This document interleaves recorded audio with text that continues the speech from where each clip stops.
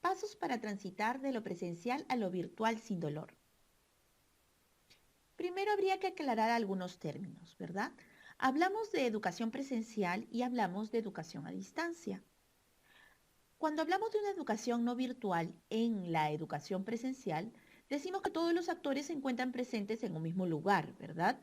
En cambio, cuando hablamos de la educación a distancia, en una educación todavía no virtual, los actores se comunican en distintos tiempos, desde distintos lugares, pero a través de, por ejemplo, separatas, llamadas telefónicas, videos remitidos a su correo postal, es decir, todos los medios que no tienen que ver con una comunicación electrónica.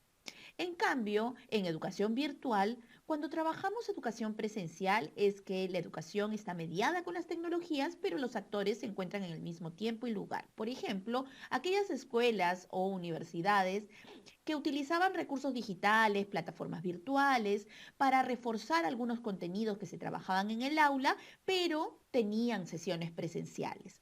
Hoy en día hablamos de una educación a distancia virtual, donde los actores principales de la educación, docentes y estudiantes, se encuentran interactuando en tiempo real a través de medios electrónicos, por ejemplo, videoconferencias, videoclases o llamadas telefónicas por WhatsApp o videollamadas o de forma sincrónica a través de plataformas, entornos virtuales. Entonces, ¿qué es una educación virtual? Es una modalidad de enseñanza que también se le conoce como e-learning, en donde utilizamos medios digitales para continuar con el proceso de enseñanza. Y en la educación virtual, ¿qué tenemos que tener en cuenta? Herramientas tecnológicas, tenemos que tener en cuenta herramientas de comunicación para poder hacer esta transición y comunicación entre estudiante y docente. Tenemos que tener herramientas de evaluación, pero ojo, evaluación sumativa no, sino formativa.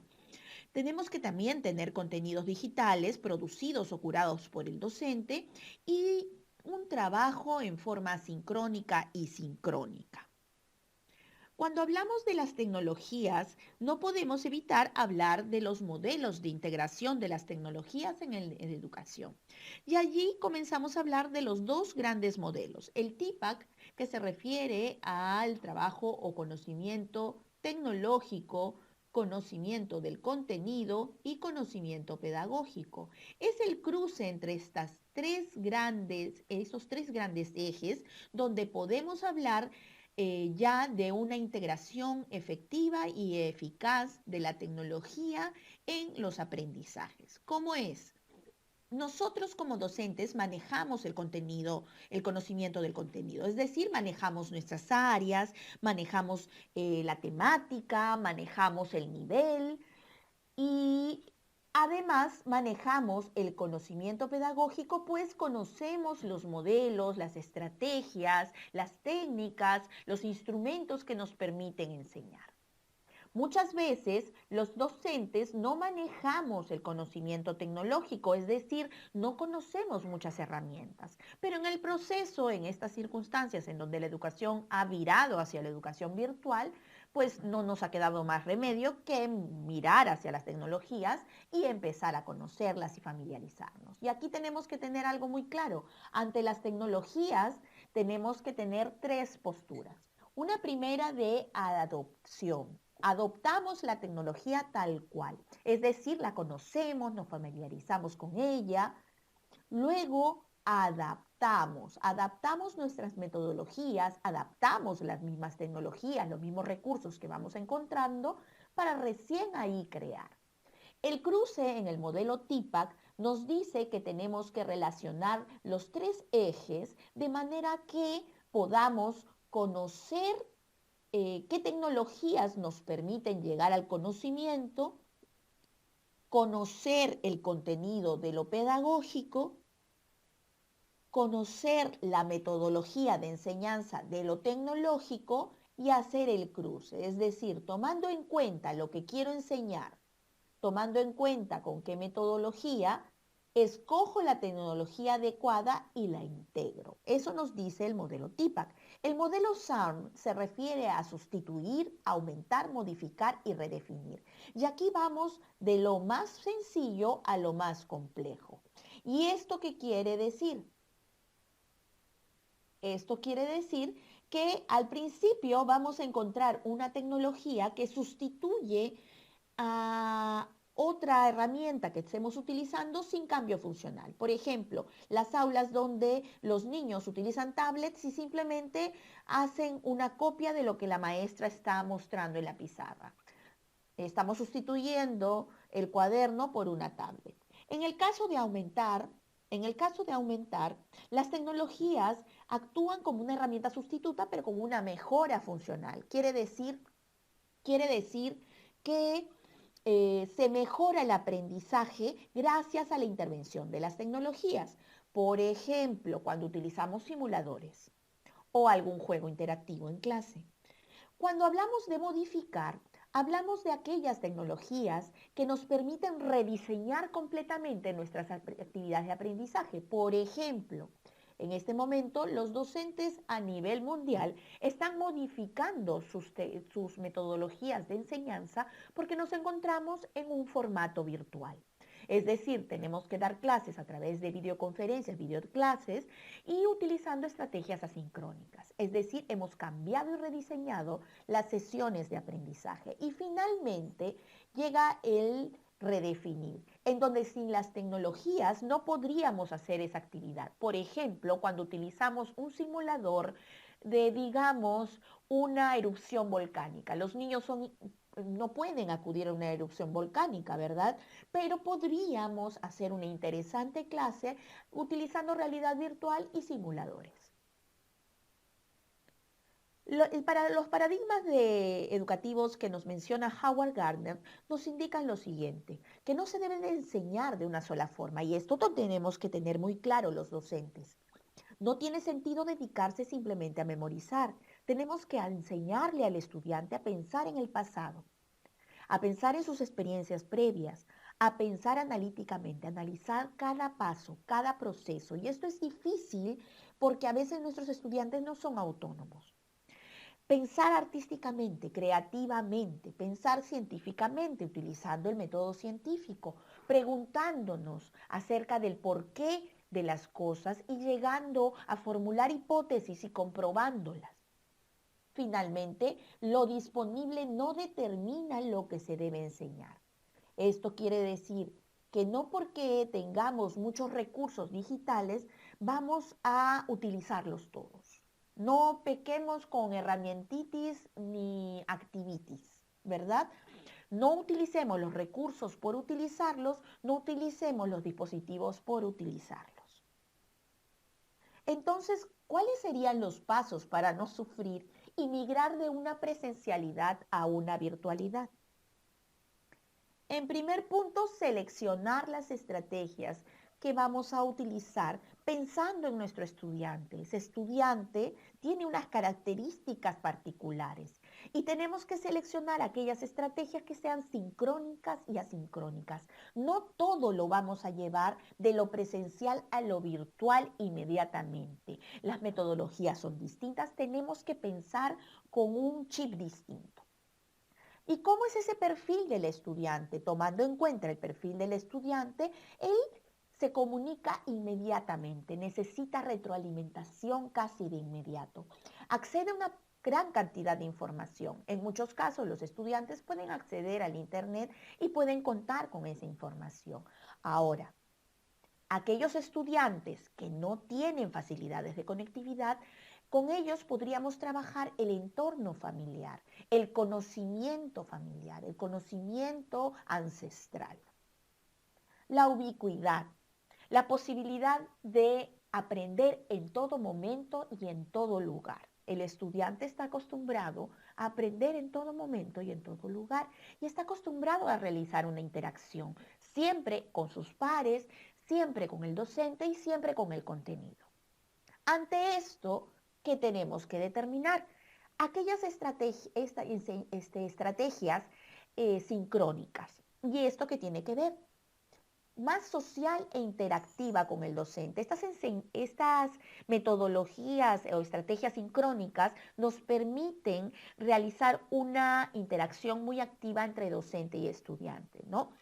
Muchos estudiantes facilitan les facilita la planificación de tareas porque el maestro les explica previamente lo que van a hacer en el estudio independiente.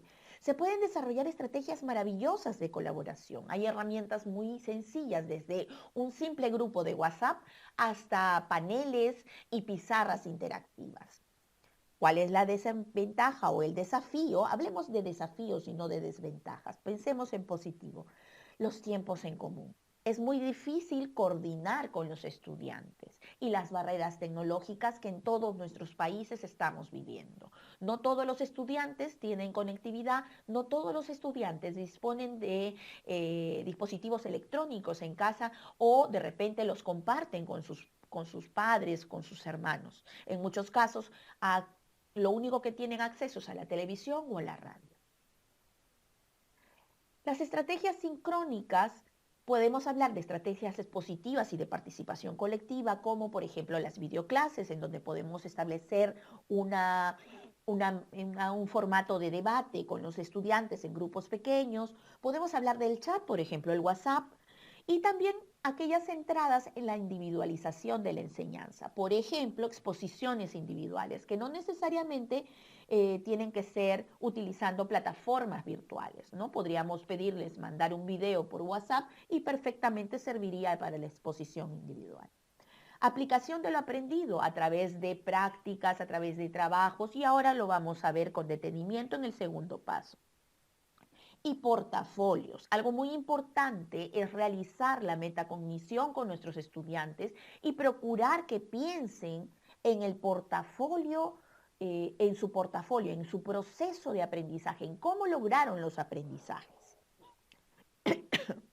La enseñanza sincrónica tiene que ver con la flexibilidad de tiempos.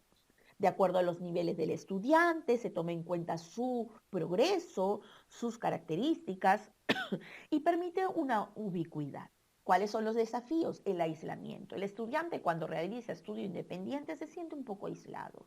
Y ahí depende mucho del docente y de la producción de material que haga este docente y del uso efectivo de los recursos digitales. ¿Qué podemos ver aquí? Enseña estrategias de exposición y de participación colectiva, como por ejemplo la reflexión a través de preguntas.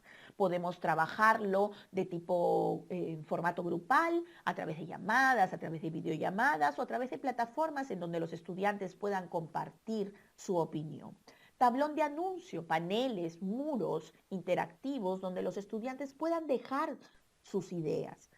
Tutoría grupal, es decir, en pequeños grupos, el docente va guiando el trabajo del estudiante.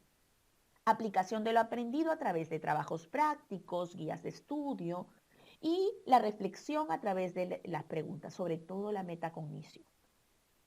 En el caso de las estrategias centradas en la individualización de la enseñanza, podemos encontrar la recuperación de la información.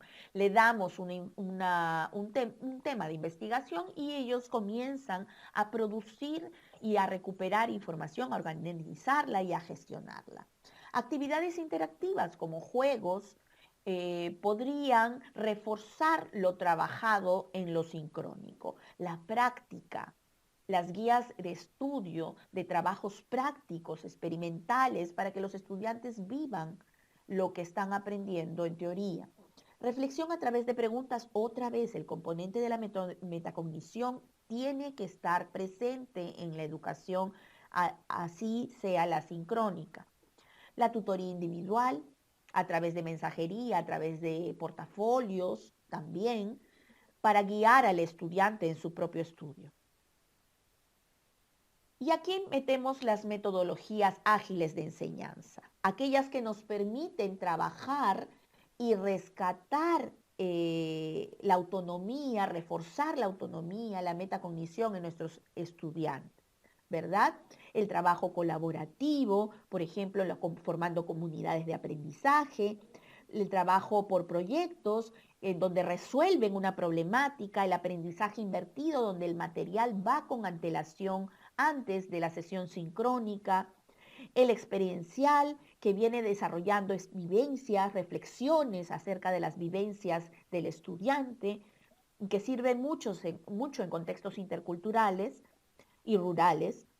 El aprendizaje basado en reto, donde una situación real se analiza y se busca la solución. el aprendizaje gamificado, donde involucramos elementos de juego, y el de problemas basado en estrategias de solución. El segundo paso que tenemos que tener en cuenta es buscar entornos y herramientas digitales.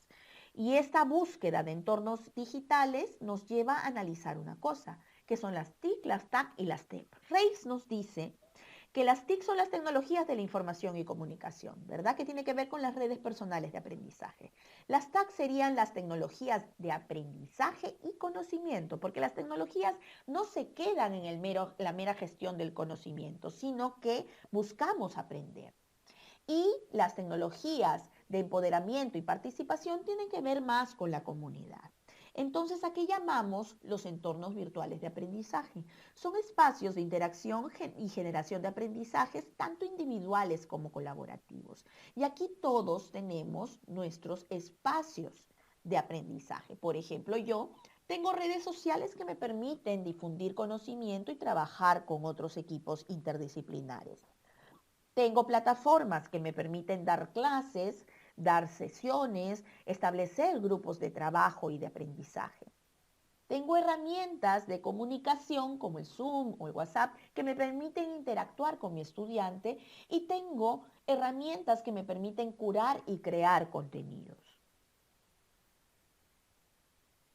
¿Y cómo hago esta transición acelerada hacia las TIC? ¿Qué tecnología debo de elegir?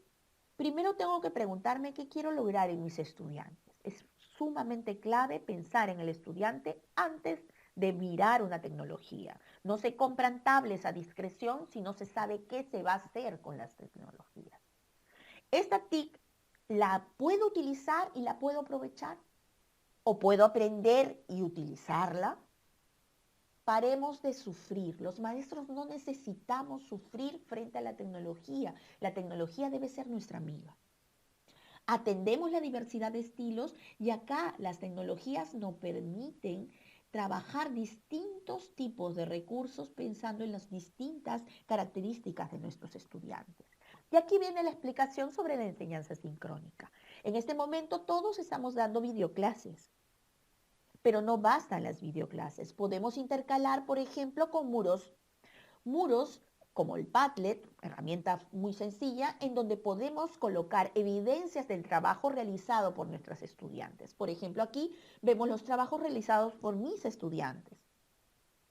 El WhatsApp nos sirve para comunicarnos también. En caso de poca conectividad, los trabajos se van realizando y colocando las evidencias en el WhatsApp. Después los docentes tenemos que descargarlas y completarlas y organizarlas en nuestros portafolios. Pizarras como las de Jamboard, que vienen gratuitas con el uso del Gmail, nos permiten que durante la sesión sincrónica tengan los estudiantes la posibilidad de escribir, de colaborar, de poner sus impresiones. Esto es muy importante. Antes teníamos los POSITs, ahora tenemos POSIT virtuales. Otra cosa que utilizamos en los sincrónicos son estas herramientas tipo Socrative, Quizly, Kahoot, que nos sirven para trabajar la evaluación, pero no en formato de ponerle notas, sino ir sondeando cómo están nuestros estudiantes, si están atendiendo, si están participando, hacemos competencias tal como hacíamos en clase. En lo asincrónico tenemos que tener, por ejemplo, si tenemos un espacio virtual, organizarlo, que nuestro estudiante vea la ruta de trabajo y tenga un orden en la presentación de los contenidos. Podemos utilizar, por ejemplo, Google Classroom, donde podemos trabajar un aula sin ningún problema.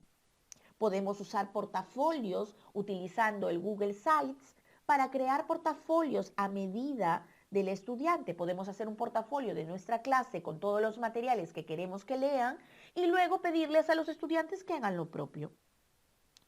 El uso de simuladores y juegos interactivos nos permiten hacer una educación más vivencial, más motivadora, más experimental, más experiencial, más retadora.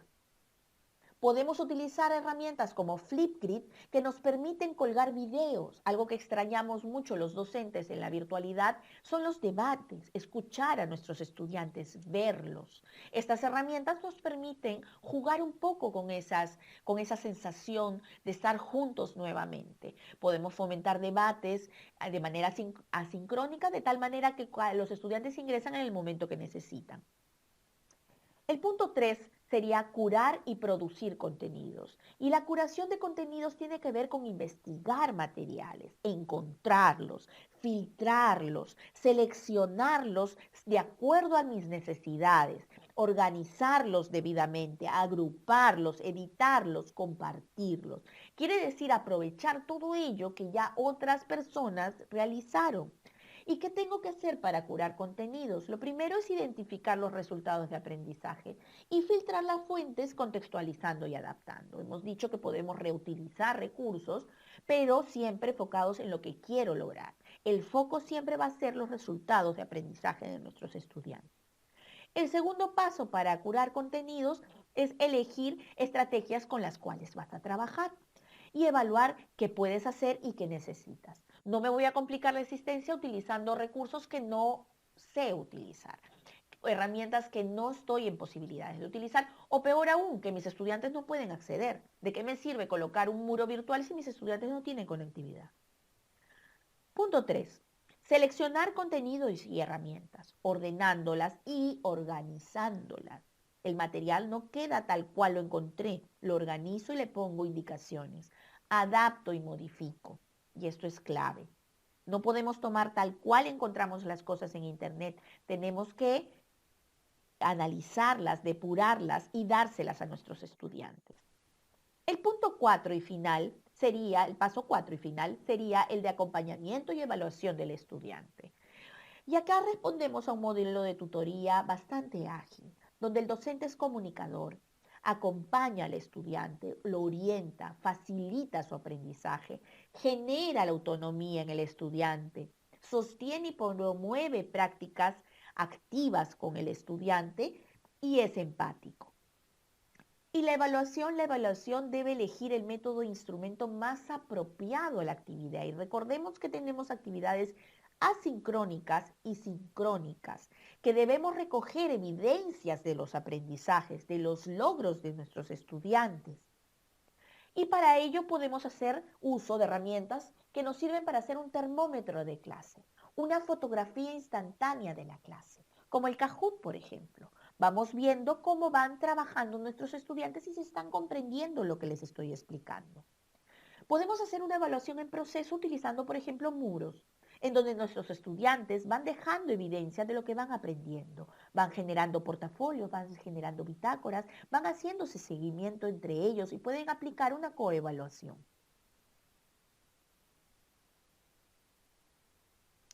La evaluación en proceso también puede incluir herramientas como Flipgrid, donde los estudiantes pueden evaluarse unos a otros y el docente también en otro formato. No siempre va a ser escrito, no siempre va a ser con imágenes, trabajos, sino también puede ser un video, puede ser una explicación, un debate. Hay que recordar que estas actividades de la evaluación formativa nos ayudan a motivar la comprensión, a proporcionar al participante, y esto es muy importante, un indicador de sus progresos. Tenemos que informarles cómo van, que ellos analicen cómo están yendo, qué logro tenía que alcanzar en esta sesión, lo estoy logrando, lo estoy adquiriendo. Y para ello tenemos que primero procurar que lo aplique en el mundo real. Algo que tenemos que procurar los docentes es acercar la educación a la realidad. El estudiante es responsable de su aprendizaje. Dejemos de temer de que el estudiante se va a copiar, se va a plagiar. Tenemos que hacerlo autónomo. El estudiante debe utilizar habilidades de pensamiento de alto nivel. No se queda en lo fácil, en lo literal. Va a inferenciar, va a reconocer, analizar, diagnosticar, planificar, plantear soluciones a problemas. Como verán, es bastante sencillo porque no nos están pidiendo nada extraordinario a los docentes. Nos están pidiendo ser docentes.